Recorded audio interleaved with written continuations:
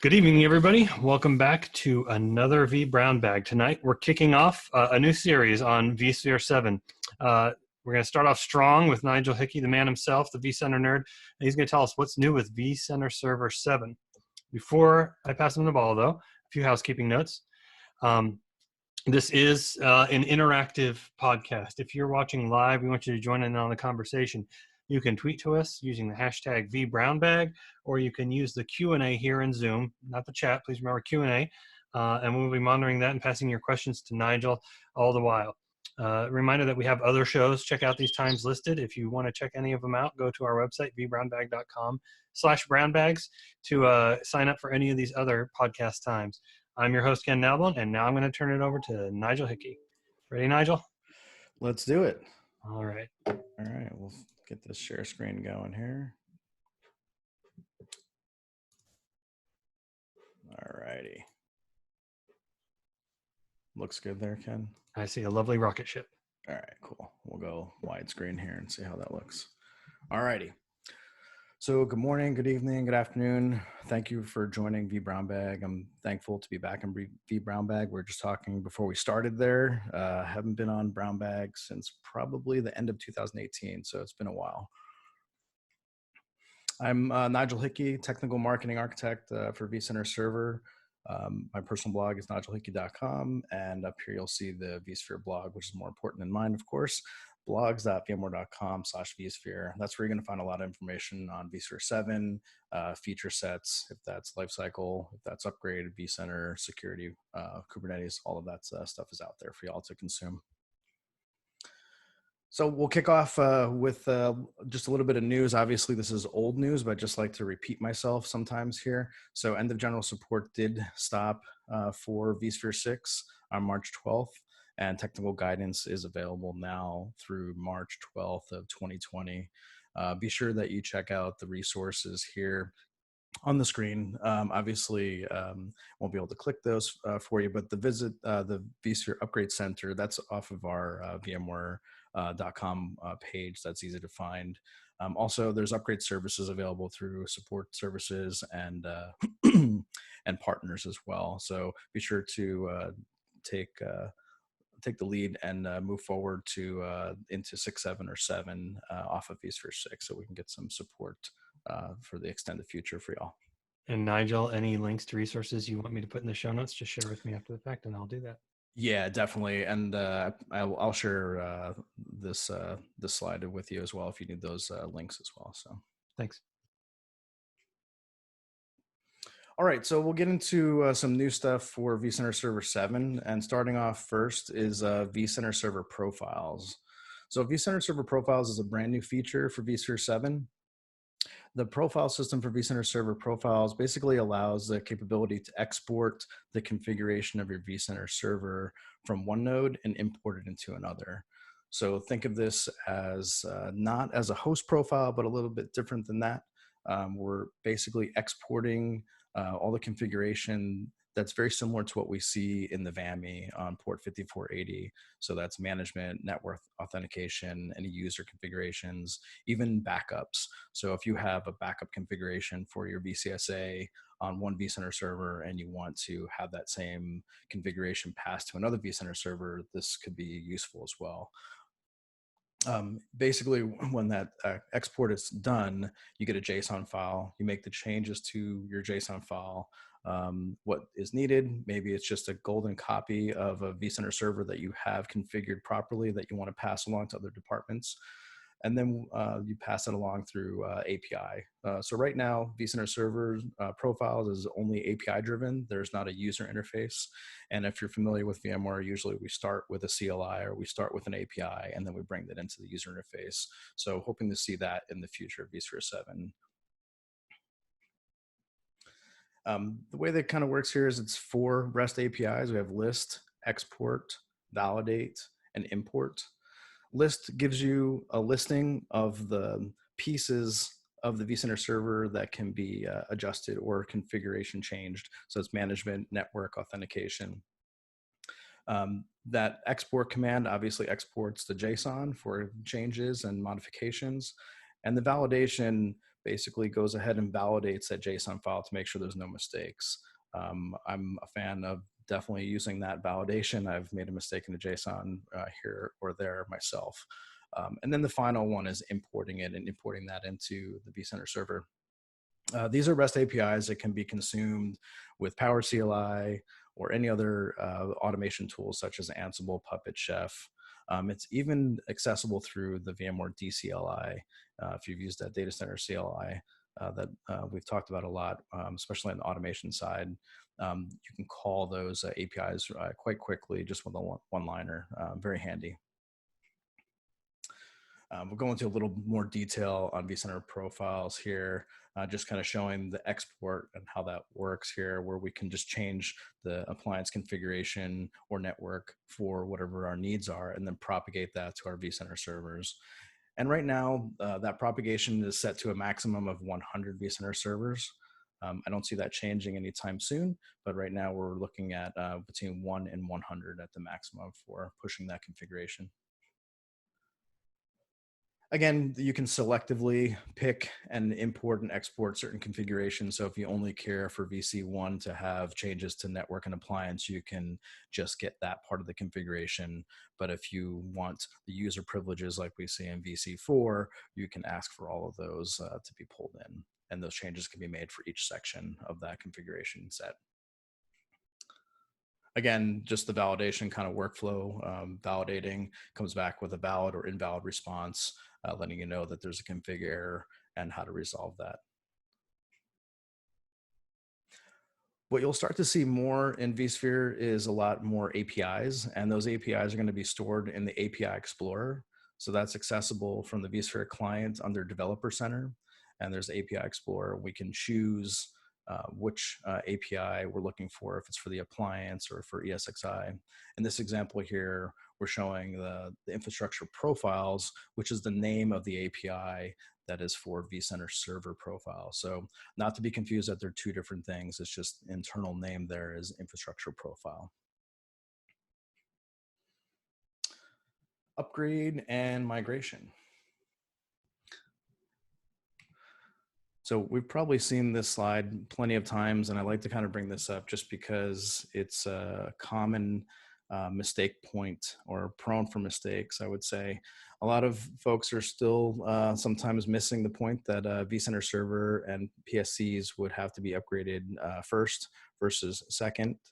So I just want to make that very clear. I know it's sometimes confusing based off of version numbers, but it's always going to be step one where we're taking care of that vCenter server and PSCs. Something to discuss, and we'll kind of get there next, is the workflow for the upgrade process in vCenter Server 7 has changed.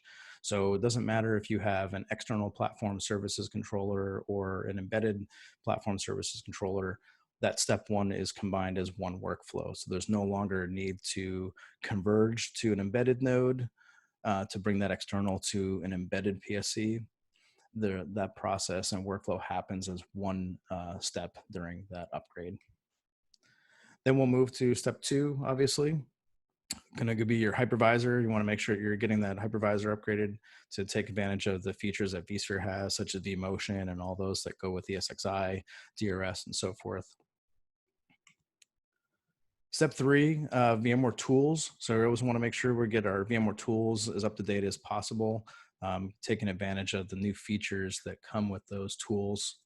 And then compatibility, or it used to be called the virtual hardware or vHardware. So the compatibility version is something that I always like to say that you should upgrade if you need the feature set that comes with that compatibility version. If you don't need the feature set for that configuration or for that compatibility set, such as virtual TPM, if you didn't need that, you don't have to go to that compatibility level. That's going to be on a per virtual machine basis. So make sure you pay attention to that. I always like to say the thing about it is it's kind of like taking the motherboard out of a server and then replacing it with another one. Sometimes that can cause some issues. So you want to make sure that your OS can support that compatibility level, as well as you're doing it for a purpose. You're not just doing it to get a green light that it's completed and done. And then storage. So we want to make sure we update our VMFS. And then our network, we always blame the network, right? So network is first to be noticed and usually last or forgotten about in the vSphere stack here. So that's upgrading your virtual distributed switches to the next version.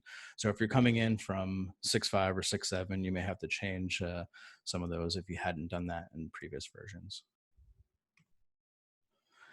Now, because of the deprecation of the platform services controller that we had talked about in 6.7, we had a lot of these complex SSO topologies like you would see on the screen here, where you might have had one PSC connected to a vCenter server, or you might have multiples with a load balancer in between those. And that complexity was kind of in place to achieve one goal in the very beginning, and that was enhanced link mode. So we were needing enhanced link mode, we would have to deploy an external platform services controller in our older versions of vSphere. So after we got through our vSphere 6.7 and into 7, that deprecation happened. And what we're looking at now is a more simplistic model. So when we're upgrading and migrating over to vSphere 7 and vCenter Server 7, we're getting rid of that external platform service controller. And now we have a more simplistic SSO domain look. Having the controller embedded and the services embedded in the vCenter server helps us with one less virtual machine to deal with and manage, as well as the complexity of load balancers and costs, of course, that can be sometimes advantageous to go without. So vCenter server upgrade, then the installer screen has changed just slightly. We're warning at the top there that the platform services controller has been deprecated. The messaging is shown at the top of the screen, and you'll notice that there's no longer a choice in the steps there to go ahead and deploy either an external or an embedded, where you're getting the straight to the embedded. When you click on that link, all it's doing is just popping up the deprecation notice from our knowledge base number 60229, and just explains the deprecation and why, as well as the blog post that goes along with that when that was announced. And the same thing happens when we're doing a migration. So when we're migrating from vCenter Server for Windows to the vCenter Server appliance, that is also happening in one workflow. So if we're external platform service controller or Windows, all of that is kind of coming together as one workflow now. So this is a great advantage here. So a lot of customers that were using 6.7 had to have two steps where they were either migrating first over to the appliance, and then they were taking their external platform service controllers, embedding them as well at the same time, or this as a secondary step. That whole process, like I said, has converged into one type of workflow that happens automatically. You'll also notice as you go through the vSphere client, the Converge tool is removed, right? So there's no need for the Converge tool afterwards because we're doing that in the upgrade workflow. Also not included on the vCenter server ISO. You'll notice there, just Converge used to be an option there and is no longer there. If we take that away, that's a good thing, right? Because we don't want you trying to do something that is not included in that workflow. So out of sight, out of mind, and that is no longer necessary. Hey, Nigel, we have a question. One of the other cool features that is Hey, Nigel, we have a for question. Sorry, I thought I was unmuted. Can you hear me? Yeah, go ahead. Yeah, sorry about that. Mathune was saying second site feature within SSO was taken away in 6.5 U2 or U3. Is it coming back in 7.x? The site feature? He said second site feature. I'm not sure exactly what. He may have meant possibly sites, but sites was taken away, and that it will not be coming back. Sites was kind of a piece of technology that was put together to help support platform services controller HA, or high availability, that never actually came to fruition. So that feature never came out, but that site was kind of tied to that. So it was a blocker, right? So if a platform service controller or vCenter server died and we had to point it to another PSC somewhere else, and that PSC was another site, we couldn't point through sites. So we broke down the wall of sites, and now we can point through sites and things like that. So sites was kind of holding us back. So I don't think that's going to be coming back. Very good. Thank you. So vCenter Server Update Planner. This is a great new feature that has come to vCenter Server 7 as well. So this provides some native tooling within the application to go ahead and find what is out there. So discovering and planning and then upgrading. What this does is it's able to send a notification within the client, similar to what we would get on our phones, that an update is available. We click on that update and we can go through and we can plan by scanning scanning the environment to find out what components or third-party products, even secondary VMware products that are in the mix in your environment, and are they interoperable with other systems and other versions of vSphere that are on your system. So what we used to do, right, is we used to go out to the interoperability matrices and we used to kind of figure that stuff out. Okay, can vCenter Server upgrade from this version to that version? What if I have NSX? What if I have Horizon? What if I have SRM in the mix, and how do they upgrade together? We've pulled all of that and the interoperability into the vSphere client. Now, something to note here, as you set this up or as it works, you do have to participate in the Customer Experience Improvement Program, the CEIP, and that's the same as you would do for vSphere Health or vSAN Health or any of the vSAN support insight that's out there. And that channel allows us to be able to pull in the information from the matrice and populate that within the client. And what that kind of looks like is update planner. If an update comes available, and this is just a mock-up here, so pay no attention to the specific version numbers or builds, but picking the version number that's available, and you can run an interoperability report to see if it's going to work within your environment against all the other products that are installed. And you can also do some pre-upgrade checks, and this will help figure out if the upgrade is going to be successful. One of the cool things I really like that they did here is they have a link straight to the release notes. And I know everybody that's listening reads the release notes, right? So definitely click on that link. That's going to bring it to the release notes, like we said, but the release notes are pretty important. There's going to be a lot of stuff in there that may tell you can go from this version to that version, or, hey, if you're on this version, be sure to, double check this before you upgrade. Always read the release notes. Even though we're pulling this information in here, we can still do a pre-check.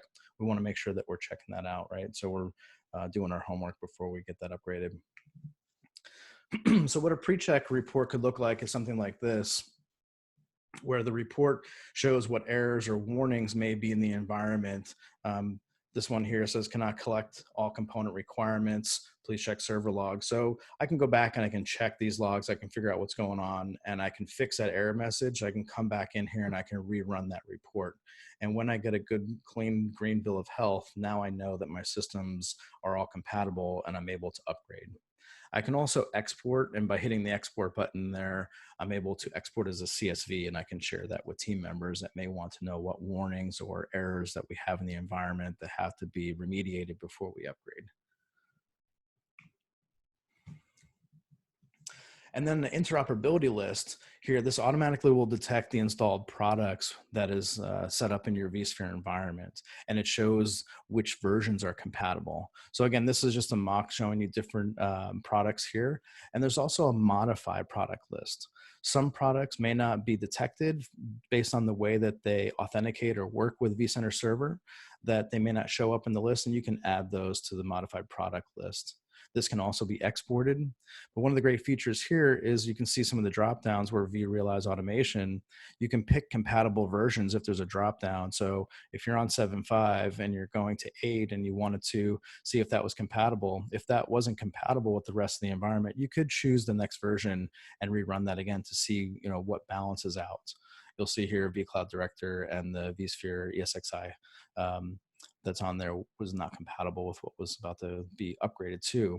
So those are things you need to look out for as well, but makes it a lot easier than running around on the internet and finding the interop and then putting it in a spreadsheet and figuring out what works with what.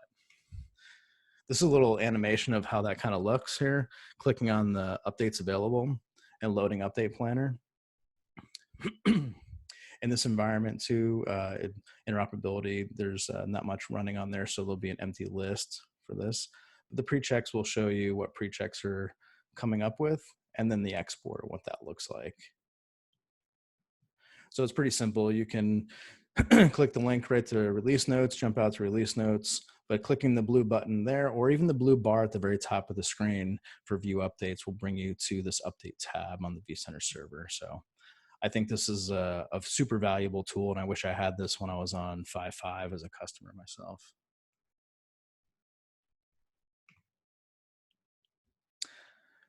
We'll move on to Content Library and what's new with Content Library with vCenter Server 7.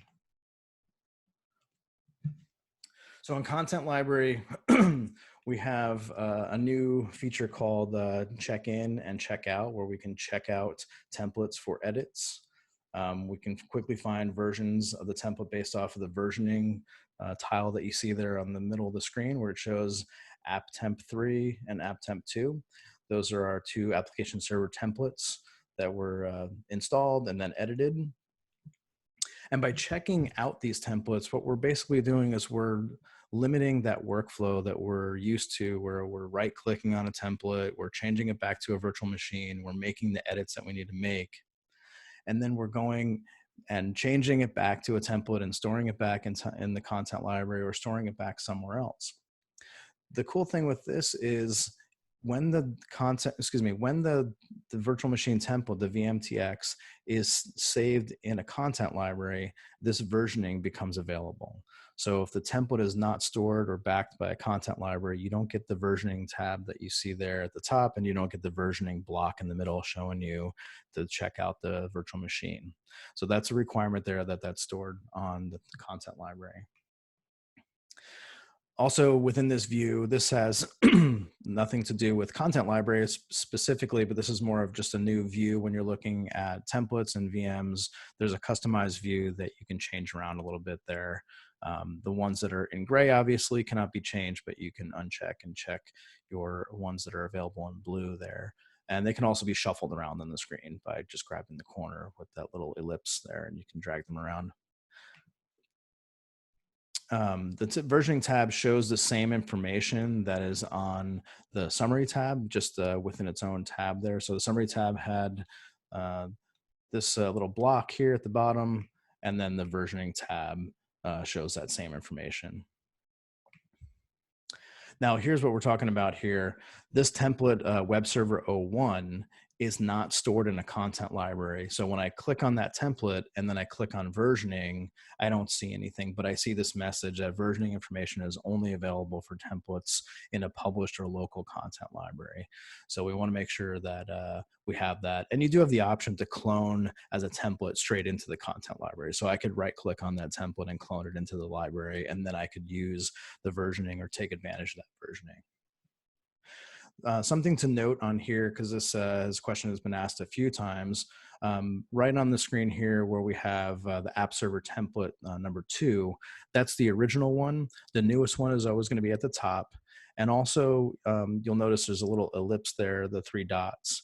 You can click on that and you can revert to that version of the template, like a rollback, or you can delete that version.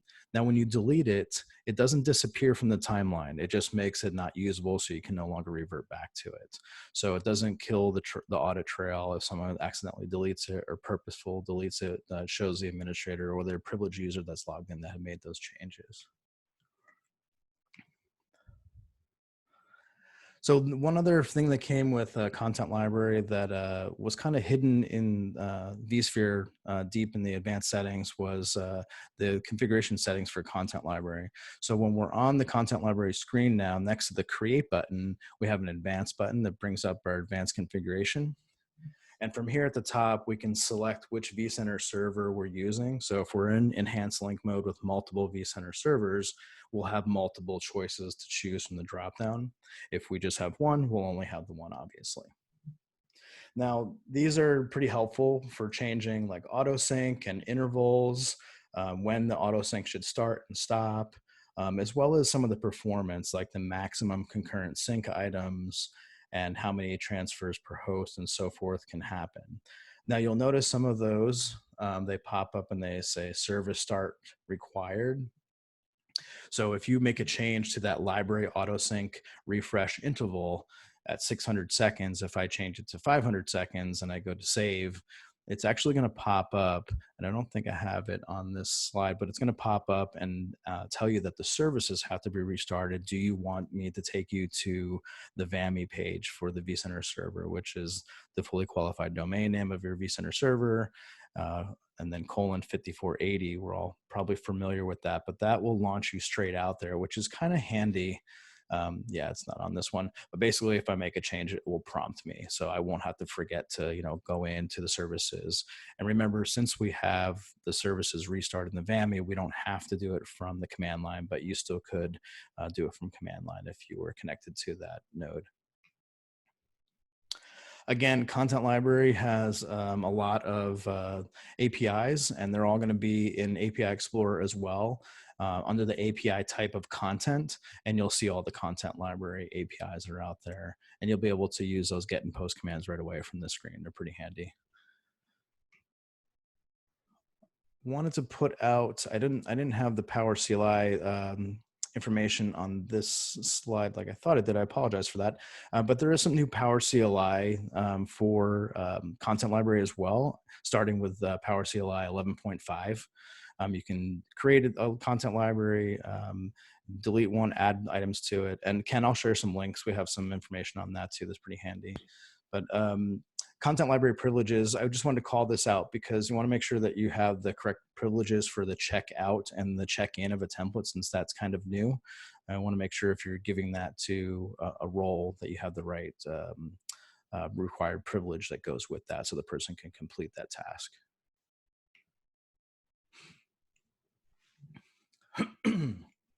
We'll jump into some limits and some minor features here. So in vCenter Server 7, some of the changes happen here. Let me pop this off this side. Some of the changes that had happened here are mostly minimal, right? So we'll see host per vCenter server went up about 500 there, but now we see powered on virtual machines, 40,000, and registered virtual machines per vCenter servers is up as well. The same with hosts, up to 15,000 now. And then some of the latency has changed a little bit there. At the bottom there, the latency, I just have a little star down there just to let you know that the latency between vCenter server to vCenter server right now, according to our configuration maximum site, is 150 milliseconds. That may be changing. That's something that is kind of, I believe was changed in 7, but I don't think we completely updated the external facing number. So if you see a different number, just ping me online. I can help track that down. But right now, we're looking at 150, and within the next couple of days, that may change actually after it gets corrected. So, all right. vCenter Server multi-homing. So I don't know if this was a feature that folks were after. I know some customers and partners really like this feature. Myself as a customer, I didn't add extra network cards to my vCenter server, so it was just something I never did unless I was setting up vCenter HA. But now vCenter Server 7 supports multiple network adapters, and the maximum supported is 4. So just remember, it is a virtual machine. You can add more than 4 network cards to this virtual machine, but as a support minimum, we're looking at 4. And a very important thing to note here is NIC 1. Your second NIC that you add after 0, obviously, NIC 1 is always going to be reserved for vCenter Server HA or VCHA. VCHA expects NIC 1, so that's going to be held and reserved. So if we need another NIC, you're probably going to have to add those 2, like you see NIC number 2, and that would be my secondary NIC that I would use, and I would reserve the red one for VCHA. This screen here just kind of pops up to show how I'm matching to make sure I'm editing settings on my virtual machine. I can see my MAC address, and I know that my second network adapter that I added is my NIC 1. And then the same for my third that I added is NIC 2. So just to show the correlation between the settings and what you see in the VAMI interface. Now, not much had changed in 7 for vCenter Server file-based backup and restore, but I will talk about image level a little bit for a second here too. Real quick, we have a database file check or database health check now within the file-based backup.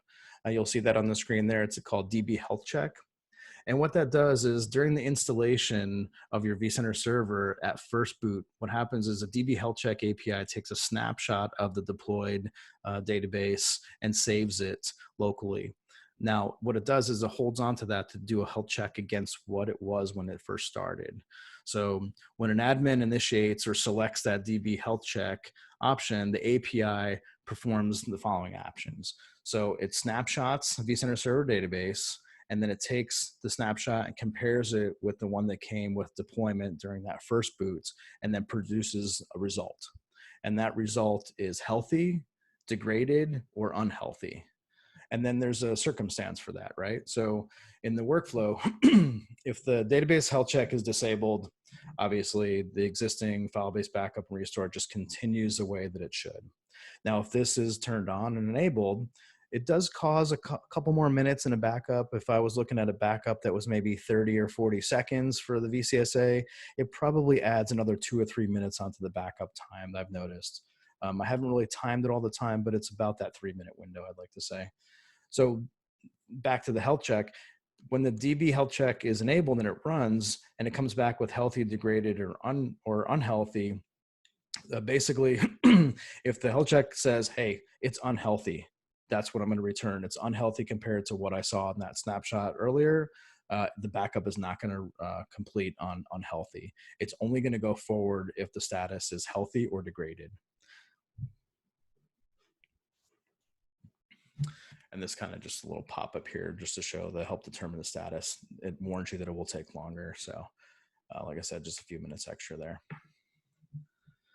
CLI tools. Not much has changed CLI tools, but I did want to call these out. The vCenter Server CLI tools, the CM SSO util for domain repointing and unregistering. This is where you also had saw the repointing between sites in the past. You'll notice that that's been removed from here. So there's no functions besides register unregister and then domain repoint, where we can repoint the vCenter server into an entirely new SSO domain, one that exists or one that does not exist that we're trying to set up. And then VCSA deploy. This is something that gets forgotten quite a bit. This is pretty handy for vCenter Server CLI for installing, upgrading, and migrating. We can do all of those actions from there. And you'll notice in the middle of the screen, you'll see install, migrate, upgrade. Those are like the sub commands that are available within VCSA deploy, and they all have their own set of help files as well as syntax for running which command. The new things that I've added to this script here, just at the bottom, they have a new exit code in meetings. So now when something happens, we have an exit code of 0, 1, 2, or 3. Before we didn't have that. So it gives a little bit more information of what happened during the running of that CLI.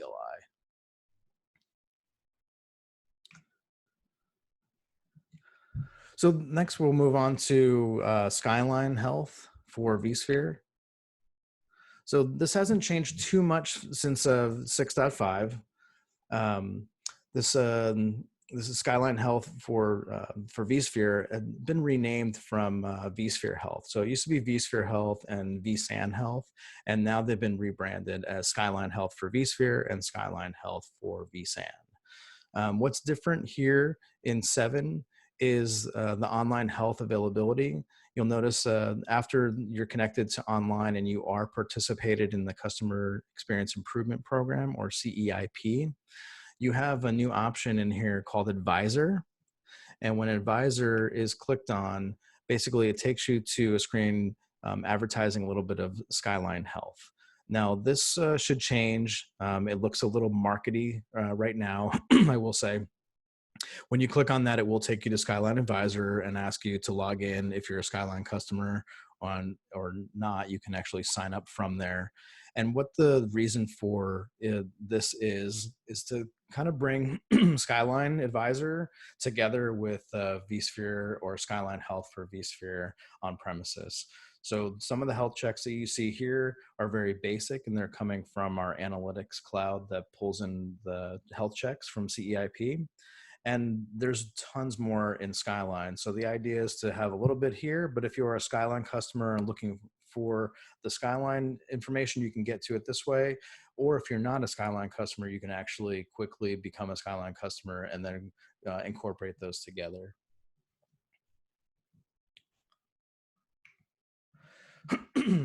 We have a few changes to vSphere client. These are kind of came in 6, 7, and in 7. So we have saved searches that are able to keep at the top of your menu there. So you can keep a list of searches that help administrators find common objects, tags, custom attributes, anything, even alert statuses can be searched in there. But being able to save them is pretty nice there. And then they show up the next time you go in. You can see in the second image, it saved my search called Barcelona, and then it will find all my objects that are tagged Barcelona in that environment. So kind of a neat thing that is not talked about a lot, saving searches. I don't use it too much myself, but now that I know that I have some saved searches, it's quite helpful sometimes. And then Developer Center. So Developer Center is where we first saw our API Explorer, but Developer Center has a really cool option that I'm sure that we're all familiar with besides API Explorer. So API Explorer first has a couple of new features, or a couple of new APIs there. You'll see the ESX one. That's a lot of ESXi APIs that kind of work with Lifecycle Manager and so forth in vCenter Server 7. But over here, one of the cool features is code capture that we're familiar with. So code capture added a few more languages in vSphere 7. So we have Power CLI, of course. We have VRO JavaScript, Python, and Go. And what that looks like here is just an example of capturing some code and then being able to quickly just flip between languages. So I don't have to go and clear and start over and record and say, oh, I meant to do that in Python. I can do it once and I can say, what does it look in Python, or what does it look like in Go? Or maybe I'll just stick to Power CLI. And the same as we've had before, we can copy that, download the script, so forth. Super helpful resource for learning on Power CLI. I think I've used that plenty of times to figure out stuff without contacting the bearded guy. You know what? This is why I'm glad I host vBrownBag. I didn't know that existed until just now. And I just set up a vSphere 7 home lab last week. So I'm going to get busy playing with this. Yeah, it's one of those kind of under appreciated features that I think has been really cool and helpful, right? And I don't know Go, but I guess I could figure out what to do, right, if I had a little bit of code snippet. So yeah, I might start more with Power CLI and Python personally. Yeah, personally, right? So kind of wrapping up here, I know this was probably a little bit quicker than I expected, but I have some resources to kind of share here, and then any questions we can kind of go through if you have questions, or if there's any questions that we didn't hit, or free game from there. This quick URL here, that's not a mistake. It is vmw.re. It's our shortener, vSphere 7. That's going to take you out to our vSphere 7 page on our blog with all of the vSphere 7 content. So if that's vSphere with Kubernetes content, if it's Lifecycle Manager, if it's regular security, anything to do with vCenter server and so on, that's going to be out there if it's related to vSphere 7, and also some of the new stuff that we've announced with Bitfusion and so forth. So what that looks like is this here on the screen, but it will be aggregated just for vSphere 7, which is that big green button there that you see on the right hand side of the screen. That'll take you right there. But blogs.vmware.com/vSphere, that's going to be your guide for all things vSphere, definitely. One other site that's also overlooked a lot is vSphereCentral.vmware.com. This site is going to hold a lot of information from versions vSphere 6 all the way through 6.7 and a little bit of 7. We're actually going to be moving this site to another platform this year, so you'll see this get kind of a facelift and move over to a better platform that's easier for consumption and getting a hold of walkthroughs and videos and PDFs and so forth. But this site's super valuable if you're looking to do upgrade, or you're just trying to find out what's new or how to replace my certificates. I mean, there's walkthroughs on a lot of stuff out there. Really great resources, and also you can export this information into a PDF, and you can take that with you to review later or share with partners and customers. And then we have an updated page here, some new Lightboard videos. So me and the guys from the team have done some Lightboard videos on different subjects, if that's vMotion or if that's virtual TPM security, enhanced vMotion, or even SSO domain repointing. We have a lot of videos out there. The URL at the top will take you to our YouTube page, and we have a couple playlists that kind of go through those Lightboards. It's been pretty popular. And with that, I am at the end of my conversation, but I'm here if you need any questions answered, if it's something didn't make sense or we need to go back to something, we can definitely do that. Well, I'll pause and give our attendees a moment to ask any questions they may have, and I'm going to double check our vBrownBag hashtag as well to make sure that I didn't miss anything. So if you have any last minute questions, get them in now, folks. I'll personally say thanks very much, Nigel. I appreciate you making the time and kicking off our vSphere 7 series. Like I said, once more, very happy to be hosting it myself since I just set up a vSphere 7 lab. Learn and play with all the cool new stuff that we've been hearing about today and the future sessions on the series. And totally, tweet about it for the community, right? I mean, vBrownBag has helped me when I was a customer and a partner, and even as an employee, it's nice to see you guys still doing great stuff out there. So, I mean, sharing is what got us here, right, into this virtualization world and figuring things out. So I'd be interested to see what you find out, or if you come across something that you're interested in learning more, or even a weird error message, just give us a holler. It's always nice to kind of see folks doing it and going through the motions. So. Chinfaz just says thank you for having something that he can watch on APAC time because he's over in Malaysia. So you're welcome, Chinfaz. Good to see you. Awesome. And I will just say, hey, thanks for attending, folks. If you have any questions after the fact, tweet at me at Ken Nelbone or Nigel Hickey at vCenter Nerd, and we'll make sure to figure out what we can help you out with. And I'm going to stop recording.